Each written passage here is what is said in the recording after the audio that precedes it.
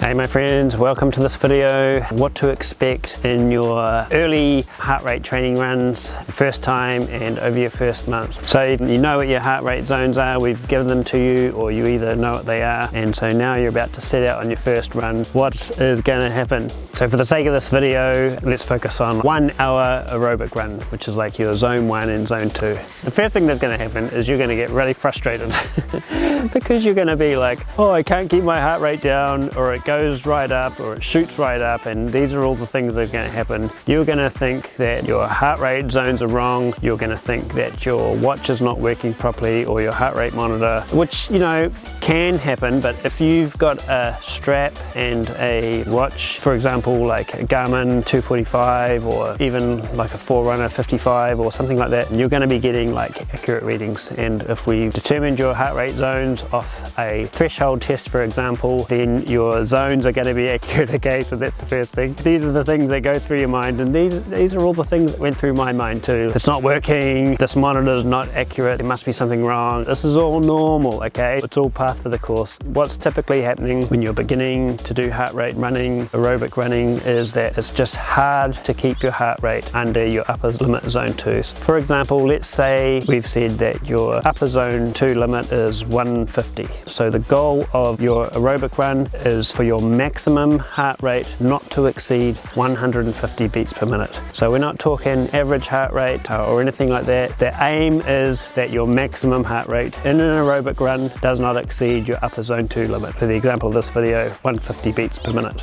So yes, what that means is, this is where the frustration comes in, is that you're going to get to a hill and you're going to have to walk, or you're going to do what you normally do in your normal runs that you've always done, and you're going to set off at your normal pace, and very quickly you're going to realize that that pace is too quick.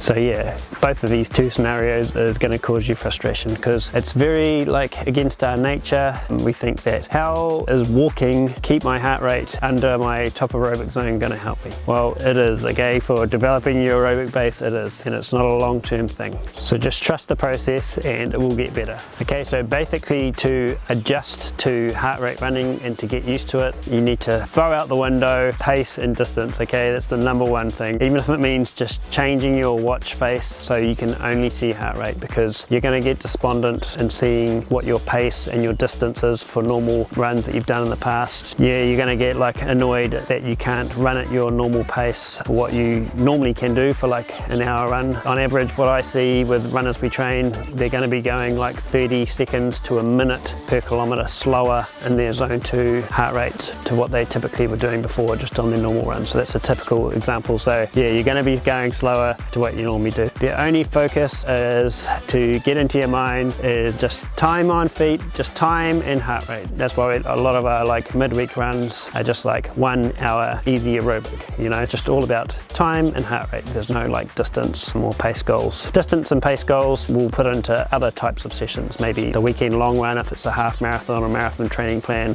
or like an interval session, for example. So yeah, for heart rate runs, we're just focusing on time and heart rate, and that'll help you to adjust and to throw out the old ideas of pace and distance. It really requires a shift in like thinking, kind of almost like just leaving the ego at the door. You can even hide your Strava if you want, so no one can see your runs if you want while you're adjusting, like whatever works for you. Just throwing out the old ideas for this kind of thing, and it does pay dividends in the long run. Seen it like countless times with runners and athletes we train, with myself. It's how elites train, and because of technology today with watches and heart rate monitors and training apps such as Training Peaks, etc., it makes it a lot more easy to train to have these benefits. So it's pretty cool.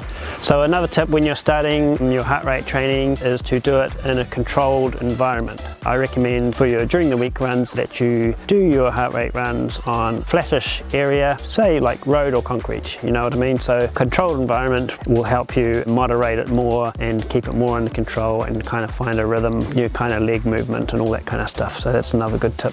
The other key tip to mention is that a lot of new folks aerobatics do when they're doing heart rate training is they're like, okay, so my upper limit is 150. That means I've got to sit on 149 for the entire run and fight to keep it down the entire time to get the most maximum benefit of training. It's actually not offering you that much benefit, and it's just going to make you more frustrated. Okay, so the key is controlled and you're cruising and that kind of thing. So say if you're just cruising along, running along, and it's like that flat controlled area, that concrete and stuff like that, it's quite okay and perfectly good for your training if your heart rate's around that 140, 145 beats per minute. That's perfectly fine. You don't have to be nudging 150 for the entire time of your run to get the maximum benefit. You're not getting any less benefit from being down at 135, 140, 145, you know what I mean? In fact, you're getting more.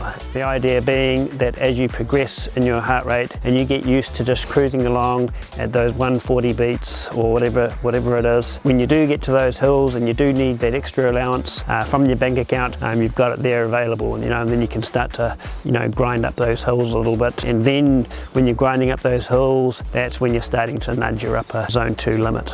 So yeah, just in closing, how long does it take to start getting benefits? From what I see, I think runners start to get an initial real good benefit after 3 to 4 weeks. That's what I always notice. I do notice a variance where it doesn't work so good for runners, where there is like lack of discipline, or they end up with like 25% of their aerobic zone 1 and 2 run. They might end up with 25% in zone 3. Like those kind of sessions are really not beneficial for the aerobic base. It's more of a tempo kind of thing. So then when you're doing that, you're ending up in this weird kind of mixed session, which is really not offering you that much training benefit. It's probably offering you more mental benefit from just going for a run, which is fine too. And it's nice to go for a run without worrying about anything, even without your watch. That's cool. All right, that's it for this video. I've gone on long enough anyway. Go and check out all the other heart rate videos on the channel. We're putting them into the heart rate playlist, and it covers all sorts of stuff to do with heart rate training. We just want to break it down into smaller blocks so you can get used to it. Happy training, getting used to your aerobic zone and the discipline of it. Don't give up,